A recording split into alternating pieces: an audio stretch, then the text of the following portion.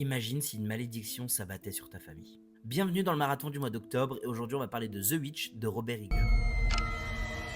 C'est le premier film de Robert Eggers qu'on va parler en ce 18e jour, mais sachez que ce n'est pas le dernier du marathon. On parlera un peu plus tard de The Lighthouse, que j'ai toujours pas vu, et j'aurai terminé comme ça la filmographie de Robert Eggers. Et en parlant de sa filmographie, aujourd'hui on s'attaque à son premier long métrage, qui est The Witch avec Anya Taylor-Joy, et j'ai beaucoup aimé. J'ai beaucoup aimé ce que j'ai vu, je voulais absolument le découvrir, surtout après avoir vu Nosferatu, qui a été un de mes gros coups de cœur de l'année dernière. Je voulais découvrir son début de sa filmographie.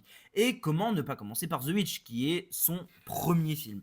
Et j'ai beaucoup aimé, malgré que ça a quand même des défauts d'un premier film, avec des fois des dialogues un peu trop pompeux, des dialogues qui veulent s'éterniser alors qu'on n'a pas forcément besoin que l'atmosphère nous laisse comprendre ce qu'on est en train de voir. On reste sur un très bon film. Ce que je trouvais hyper intéressant dans le film, c'est qu'on est sur une famille qui se fait virer de leur village parce qu'ils sont un peu trop extrémistes sur les bords au niveau de la religion. Et principalement le père, parce qu'en fait c'est le père qui condamne toute la famille, c'est le père qui condamne sa femme, c'est le père qui condamne ses enfants, c'est toujours cette figure du paternel qui va condamner un peu le reste de la famille. Et là c'est clairement le cas. Et du coup ils se retrouvent à être en marge un peu, ils se retrouvent à être seuls, à devoir faire leur propre plantation. Et petit à petit la famille va complètement éclater en mille morceaux, avec des disparitions, avec des enfants qui meurent, avec plein de choses qui vont se passer. En fait, ce qui est le plus intéressant dans ce film, pour moi, c'est comment est construite cette famille. C'est une famille extrêmement religieuse, mais qui va pécher. Tout le long du film, ça va pécher. Ça va pécher par le mensonge, beaucoup de mensonges dans la famille,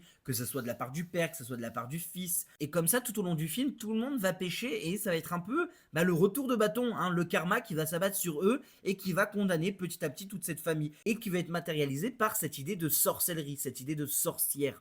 Et c'est ça qui est hyper intéressant, c'est comment le mythe de la sorcière est intégré dans le film et comment ça fait écho avec la religion. Et c'est pour moi le principal point fort du film, c'est qu'au niveau de l'écriture, là-dessus, c'est vraiment génial. C'est hyper intéressant de comment The Witch va utiliser la subtilité pour raconter des choses hyper intéressantes sur la religion et sur ce mythe de la sorcière.